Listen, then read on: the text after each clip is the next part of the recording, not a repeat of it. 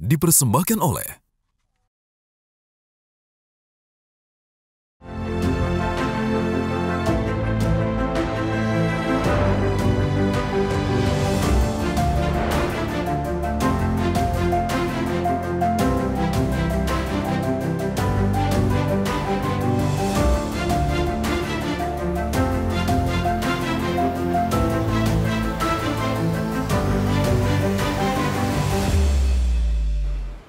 Baginya, memimpin adalah melayani, bukan dilayani. Melayani masyarakat adalah bukti hadirnya negara bagi warganya. Hadir dengan berbagai pelayanan yang prima, cepat, dan juga berkeadilan. Sudah sepatutnya bagi seorang pemimpin untuk dapat melayani masyarakatnya dengan sepenuh hati. Memberikan pelayanan yang dibutuhkan oleh masyarakat, mulai dari administrasi publik, barang, jasa, fasilitas, hingga infrastruktur. Karena kemajuan sebuah daerah tergantung dari siapa pemimpinnya. Satu inspirasi kali ini akan mengajak Anda untuk menemui pemimpin muda masa kini, Bupati Kabupaten Kediri, Hanindito Himawan Pramana. Inilah Kabupaten Kediri.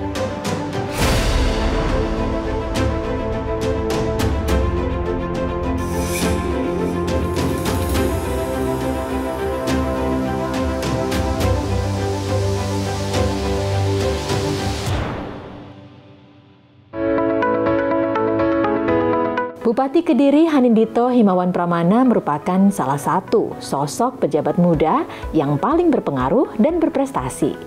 Ia masuk daftar 40 tokoh paling berpengaruh di Indonesia pada usia muda versi Fortune Indonesia yang terbit di bulan Februari 2023. Dito juga menaruh perhatian besar pada pengembangan usaha mikro, kecil, dan menengah atau UMKM. Berbagai kemudahan diberikan, mulai dari percepatan pengurusan perizinan, sampai pendampingan bagi pelaku UMKM supaya lebih berdaya saing. Berhasil menerima penghargaan Lencana Jerbasuki Mawobeo Emas pada ajang ASN Achievement Awards 2022 yang digelar pemerintah Provinsi Jawa Timur. Selain menerima lencana atas predikat terbaik kategori rencana pengembangan kompetensi Sustainable Development Goals inovatif integratif itu, lelaki yang kerap disapa Mas Dito itu menerima penghargaan Grand ASN Achievement Award 2022 dengan program Panji Korpu.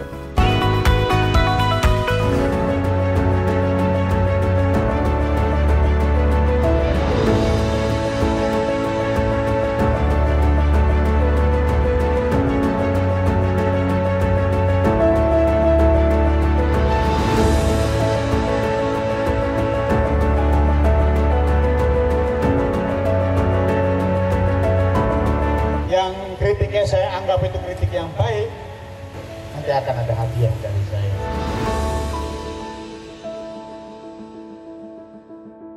Nah pemirsa, saya senang banget karena sekarang lagi berkunjung ke Kediri, langsung bertemu sama Mas Bupati nih. Tadi Mas Bupati itu udah menyapa, ada ribuan warga Gedang Sewu dan semuanya tuh excited banget ketemu Mas Bupati. Dan Mas Bupati itu bahkan tadi yang bikin saya amazed, itu ketemu masyarakat langsung nanya, ada kritik nggak buat saya gitu ya Mas ya? Iya. Emang selalu gitu? Selalu turun ke masyarakat, gitu. selalu minta kritik? Turun pertama, karena kalau saya membahasakannya, karena ini Kediri ya, itu adalah Teposliro. Teposliro itu menyamakan frekuensi, menyamakan rasa, menyamakan rasa, kira-kira apa sih yang menjadi masalah mereka. Dan biasanya, kalau diminta kritik, masyarakat tuh pasti cenderung sungkan dulu. Awalnya pasti sungkan, makanya saya rubah polanya. Kalau dia berani ngasih kritik, saya kasih hadiah. Oke.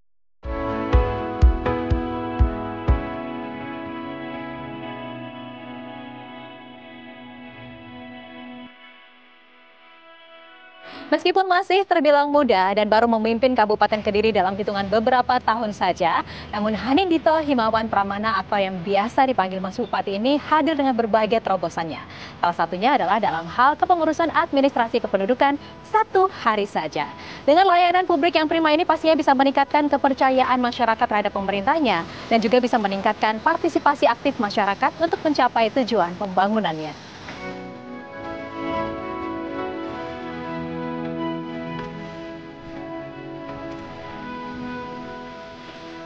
Kemarin tuh saya juga mendengar bahwa di sini tuh ada program yang namanya Sahaja ya. Ya. Satu hari saja. Biasanya kalau ngurus administrasi kependudukan tuh ribet, Mas. Ya. Bolak-balik, lempar sana sini, formulir habis, balik lagi. Itu kan secara waktu tidak efisien, secara biaya tidak efisien gitu kan. Ada pungli gitu ya. Tapi ternyata sekarang ada terobosan baru, Sahaja. Itu kayak gimana sih, Mas? Ya, jadi memang walaupun satu sisi pemerintah pusat mengatur kita harus punya MPP atau Mall Pelayanan Publik, Iya. tapi kalau kita di kabupaten itu mungkin berbeda dengan yang kota. Kalau kabupaten ini sebarannya cukup luas. MPP hanya ada satu di satu tempat. Iya. Tapi kalau kabupaten ada 26 kecamatan. Bagaimana kalau itu kita taruh di kecamatan-kecamatan dan mereka mengurus dari tiap-tiap kecamatan. Oke. Dan itu yang tadi saya sebut sebagai pelayanan dasar. Pelayanan dasar yang disebut di bidang sosial dan bagaimana infrastruktur tidak hanya sekedar jalan, Iya, tapi benar. infrastruktur untuk melayani masyarakat. Nah, itu bagian dari pelayanan dasar yang memang harus kita penuhi dan kita laksanakan, dan itu menjadi kewajiban pemerintah dan masyarakat punya hak untuk itu. Untuk perkembangan program Sahaja semakin tahun semakin meningkat. Yang awalnya Sahaja lekat atau Sahaja semakin dekat, yang hanya di pelayanan di kecamatan saja, alhamdulillah sekarang ada Sahaja Suka atau Sahaja Masuk Desa, kemudian ada Sahaja Prima, yaitu Sahaja yang bekerja sama dengan rumah sakit, di mana orang melahirkan bisa langsung dapat akte kelahiran. Kemudian ada Sahaja Home Visit. Sahaja Home Visit itu sahaja atau pengurusan akte dokumen kependudukan yang melayani orang sakit atau lansia, disabilitas, juga untuk ODGJ. Jadi tim dari Dispenduk Capil bersama kecamatan datang dari rumah ke rumah untuk merekam dokumen kependudukan dan langsung jadi. Kemudian ada juga Sahaja Online. Sahaja Online itu masyarakat bisa mengurus dokumen kependudukan dengan melalui gadget. Ya, jadi untuk itu bisa langsung di-print hasilnya, antara lain akte kelahiran dan KK. Sebelum adanya Sahaja, saya itu ngurus surat sulit banget, lama, jauh. Setelah ada Sahaja langsung jadi sehari.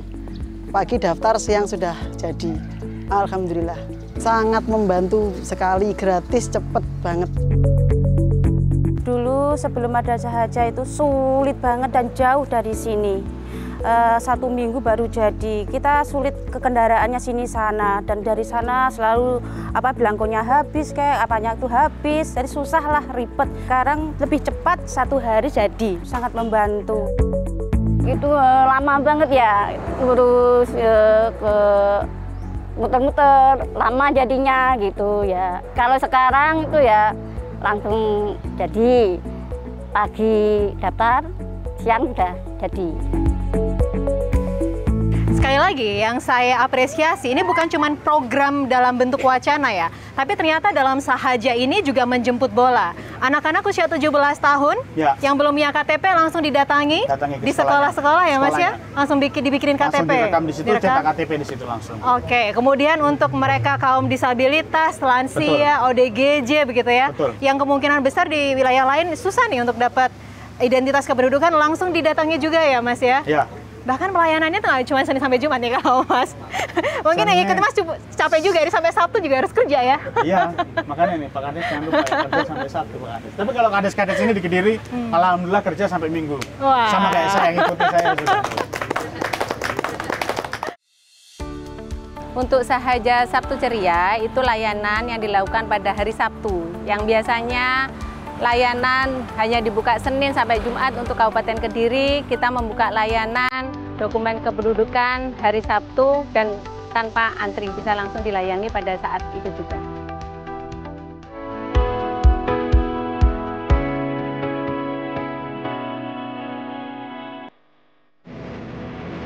Tak mau lagi ada masyarakat yang tak terlayani. Mas Bupati pun meminta supaya layanan kesehatan beroperasi tak hanya di pagi, tapi juga sore hari. Mas Bupati menyadari bahwa layanan kesehatan adalah hak manusia yang paling hakiki untuk bisa meningkatkan produktivitas dan kesejahteraan masyarakat Kediri.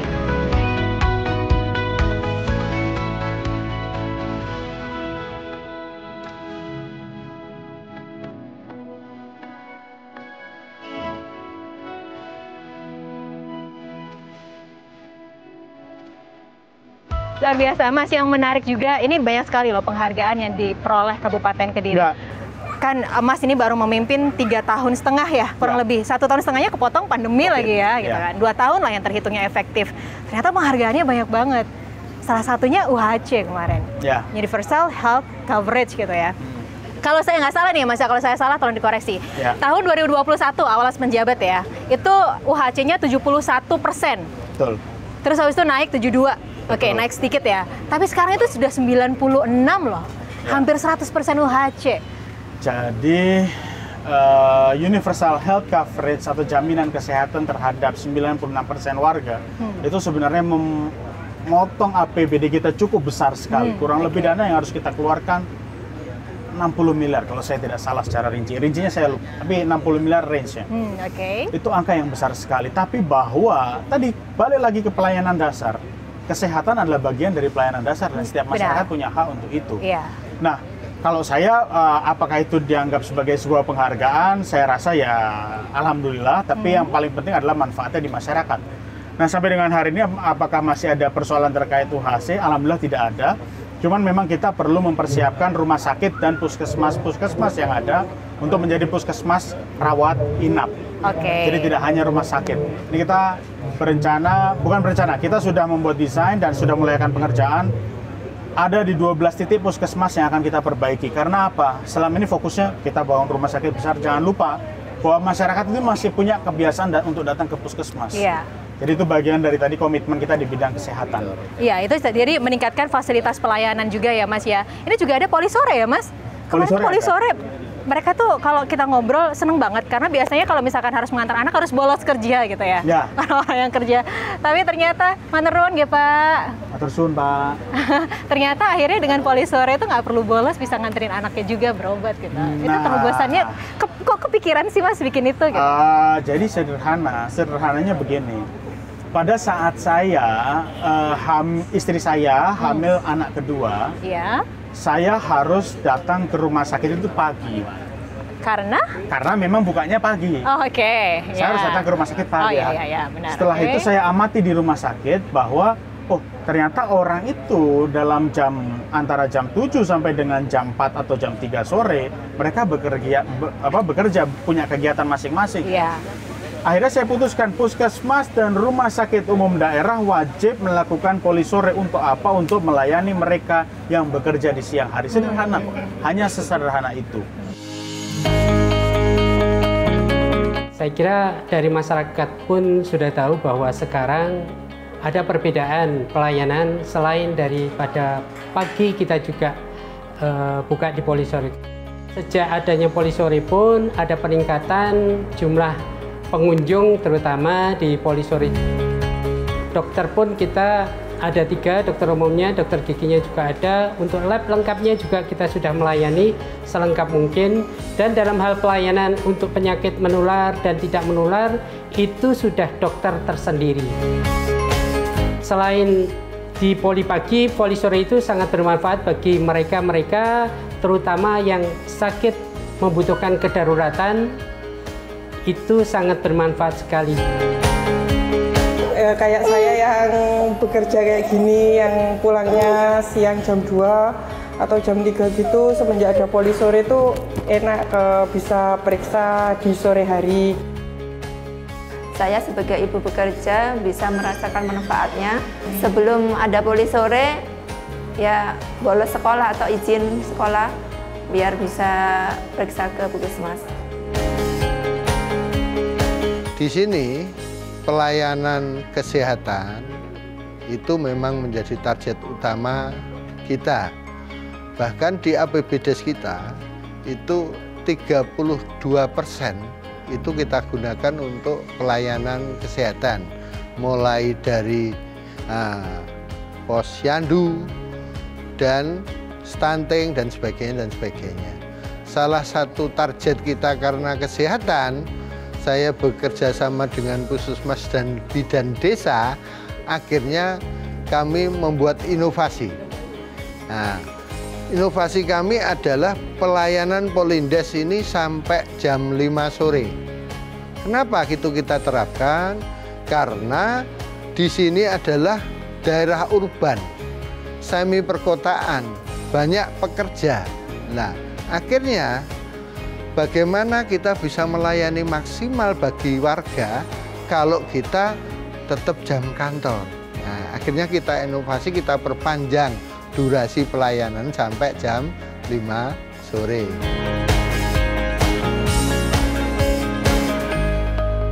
Dan ternyata memang banyak loh kemarin yang memang akhirnya menggunakan layanan sore itu, dan itu sangat membantu sekali. Cuman memang kompleksitasnya cukup rumit. Apa nih tantangannya yang dihadapi 3,5 tahun? Boleh dong. Dapurnya saya nggak mau cerita ini ya kalau tantangannya. Oke. Pastinya dalam setiap pemerintahan ada tantangan lah ya, Mas ya. Pasti. Oke.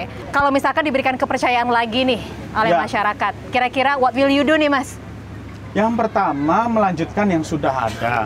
Pertama, saya punya tugas saya masih bangun, ini sudah angkatan kedua SMA Dharma Wanita Boarding School. Itu adalah SMA yang dibuat untuk 130 sampai dengan 140 warga paling miskin di setiap desanya masing-masing atau di kecamatan masing-masing. Bahkan kalau kita tanya kadang, saya tanya, Dek, kamu kalau nggak sekolah mau ngapain? Tanpa mengecilkan pekerjaan apapun. Mas Bupati, mungkin saya mau ke sawah aja, mungkin saya akan nyupir truk aja bantu Bapak, atau enggak mungkin saya juga nggak tahu harus kerja apa.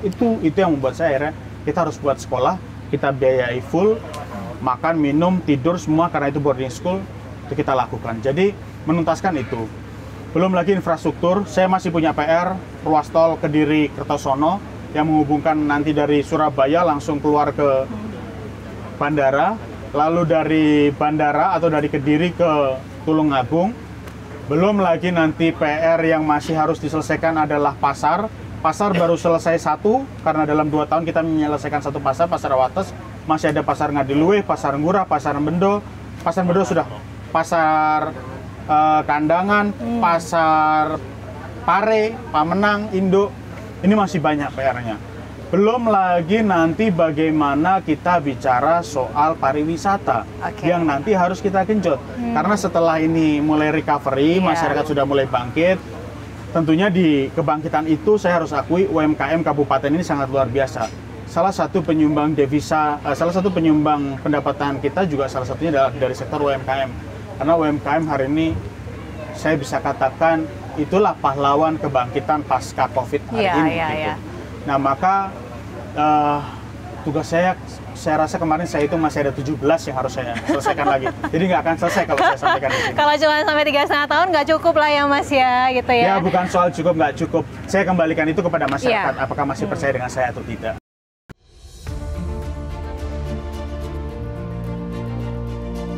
Saya punya cita-cita, bukan cita-cita.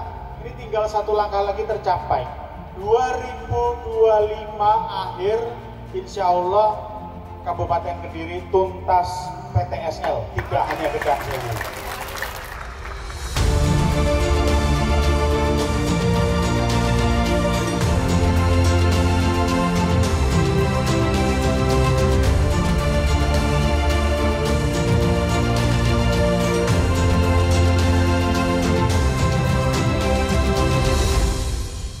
Biasanya loh ya, Mas ya, biasanya itu malah pemerintahnya takut dikritik loh, Mas. Tapi Mas malah terbuka banget untuk membuka diri kepada masyarakat, terima kritik apapun gitu. Alhamdulillah kita pemerintah yang mungkin bukan yang biasa-biasa aja mungkin kita. Kita memang bekerja kalau biasa-biasa aja.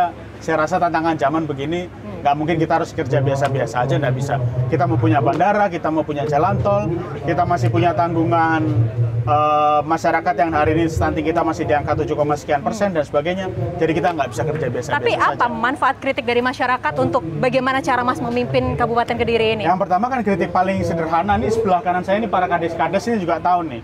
Jalan Raya Pare Kandangan ini selalu menjadi persoalan masyarakat di desa, di Kecamatan Pare maupun di Kandangan. Itu selalu menjadi persoalan. Tapi bagaimana kita harus menjelaskan kepada masyarakat bahwa iya, kami pemerintah punya kewajiban untuk memperbaiki jalan, tapi dalam proses perbaikan jalan itu ada kewenangannya masing-masing. Dan kalau nanti kita lakukan ada temuan dan sebagainya. Tapi kita juga tidak boleh ini kewenangannya A, kita nggak bisa ngerjakan, nggak boleh gitu juga. Sebenarnya ada cara-cara strategis. Contoh saya misalkan membangun jembatan Jong Biru penghubung antara kota dengan Kabupaten Kediri. pembebasan lahannya itu anggarannya kita yang sediakan. Lalu pembangunan jembatannya pemerintah pusat yang bantu. Nah, akhirnya sharing APBD lah yang akan kita lakukan. Nampaknya untuk Parekandangan kita akan lakukan sharing APBD di 2025. Selalu ada solusi yang dihadirkan oleh Mas Bupati gitu ya. Amin, semoga. Ya, bahkan tadi kalau saya mencermati untuk pembagian PTSL hari ini kan ada 1.000 tuh. 1.000. Kalau sebelum itu kan harusnya cuma ada petanya dulu ya Mas ya. Ya, tapi ternyata Mas akhirnya peta bidang gitu. Tapi akhirnya Mas bisa merealisasikan dalam bentuk sertifikat begitu ya. Mengucurkan dana hampir 4 miliar ya Mas untuk ini ya. 4 miliar. Jadi pertama tahun 2023 4,5 miliar, tahun ini naik 5 miliar. Tahun depan saya minta tuntas. Jadi kekurangan tuntas kalau saya tidak salah ada 30.000 sekian peta bidang yang harus menjadi sertifikat, dan itu sudah kita hitung secara simulasi kemampuan postur anggaran. 2025 insya Allah sudah tuntas PTSL. Suka banget nih sama pemimpin-pemimpin yang konkret tuh. Ya kan, yang nggak cuma wacana, yang nggak cuma bisa bikin program, tapi langsung turun ke masyarakat begitu, dan ternyata hasilnya semuanya nyata gitu. Makanya tadi kalau kita melihat dari masyarakat pun mengapresiasi. Pembangunan jembatan Yang Biru sudah ada, Bandara Kediri udah pakai bandara sendiri loh. Kami dari Jakarta ke sini udah langsung terbang turun di Kediri itu. Oh iya, luar biasa. Dan juga dari jalanannya juga 98% sudah bagus sekali. Wah, senang sekali Mas. Wah, sangat bersyukur bahwa ini adalah sesuatu yang sangat sulit dicapai. Apalagi dengan adanya program pemerintah melalui PTSL ini sangat membantu sekali kami warga, khususnya warga Gedeng Sewu. Karena untuk mendapatkan ini, kalau nggak ada PTSL, itu lamanya bahkan bisa sampai 5 tahun lebih, dan untuk biaya pun juga selangit juga itu, Pak. Sangat senang sekali, Pak. Alhamdulillah, karena surat tanah yang kami tunggu-tunggu akhirnya bisa cair juga hari ini. Terima kasih atas bantuannya dari Bapak Bupati.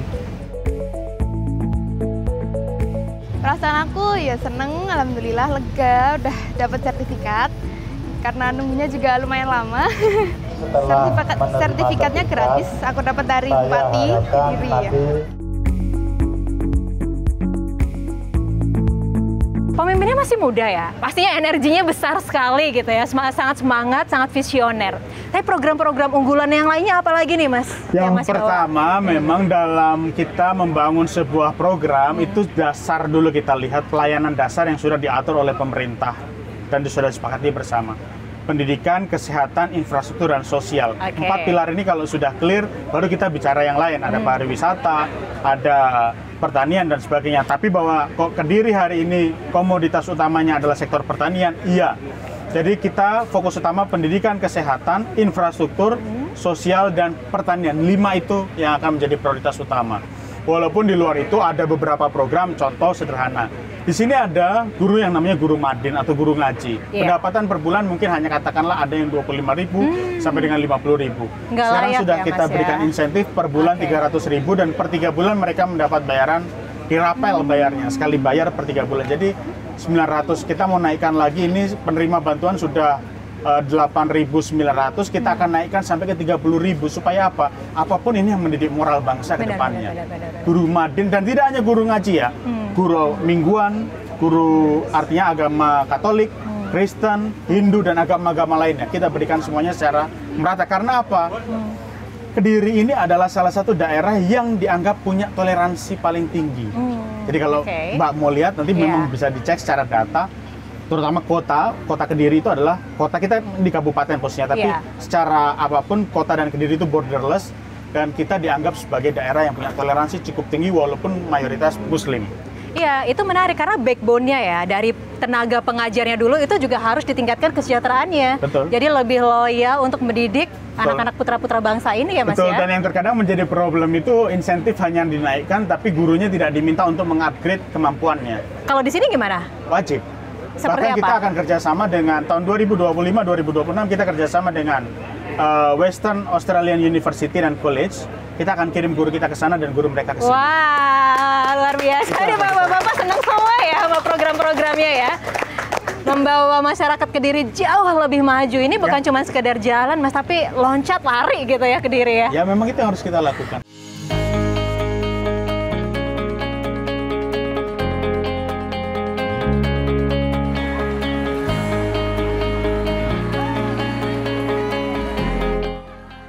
Pada hari ini pula, Mas Dito meluangkan waktunya untuk menghadiri penyerahan BLT di salah satu pabrik di Kecamatan Pare.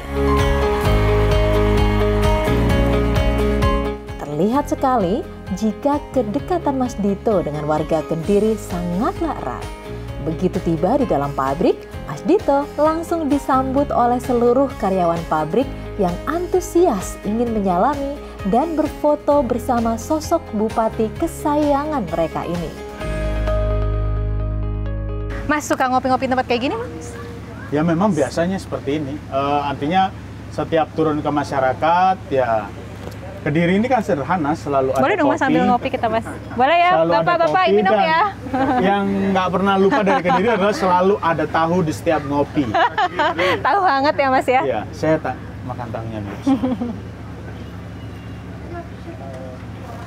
Masih sempat Mas ngopi-ngopi sama warga kayak gini Mas? Sempat, alhamdulillah. Selalu disempatkan waktunya ya? Alhamdulillah. Tapi semenjak jadi bupati ini kan kita di satu inspirasi, kita juga pengen tahu dong Mas, dapat inspirasi dari seorang bupati muda gitu ya. Gimana work-life balance-nya? Apapun, pada saat saya dilantik 26 Februari 2021, usia saya pada saat itu adalah 28 tahun. Artinya di usia yang 28 tahun dan hari ini 32 tahun, saya dipaksa harus berpikir lebih tua seperti para kades-kades dan camat-camat yang ada di kabupaten ini. Work-life balance, saya selalu membiasakan, memang biasanya mungkin orang bekerja jam 7 sudah di kantor, jam 8 sudah di kantor, saya maksimal 8.30 jam 9 di kantor. Kenapa? Kenapa saya jam segitu baru sampai kantor? Karena saya pagi, saya membagi waktu saya untuk keluarga. Sore dan malam sudah nggak ada waktu. Kalau, mohon maaf, selalu alasan banyak orang atau banyak orang yang mungkin dikasih mandat atau dikasih jabatan, saya nggak ada waktu untuk keluarga karena saya bekerja. Bagi saya itu cuma soal skala prioritas. Jadi kalau Mbak bilang work-life balance-nya gimana?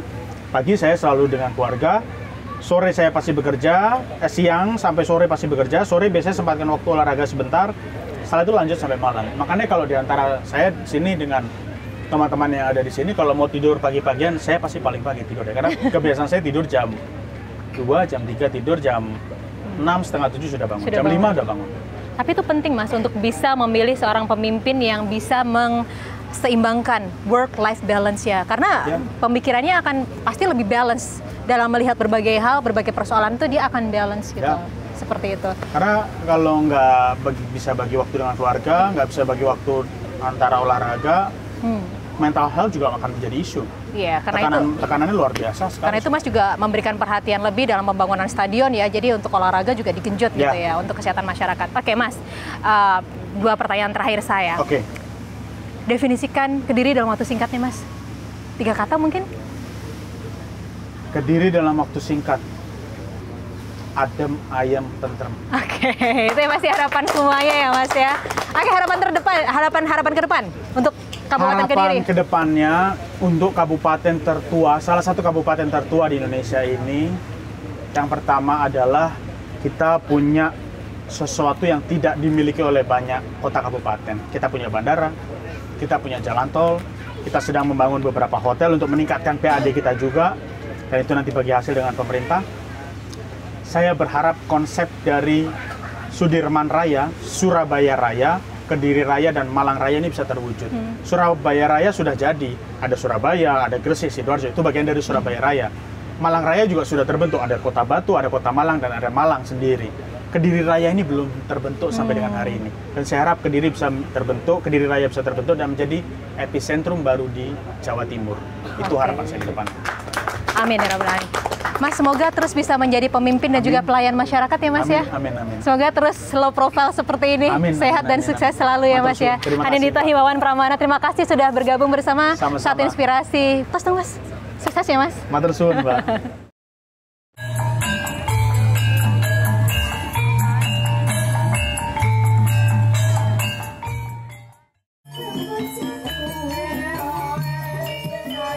Selesai sudah perjalanan saya kali ini di Kabupaten Kediri. Menemui pemimpin yang memiliki rasa cinta yang sangat besar untuk kesejahteraan warganya. Semoga Indonesia terus menumbuhkan sosok-sosok pemimpin yang dapat menjadi inspirasi.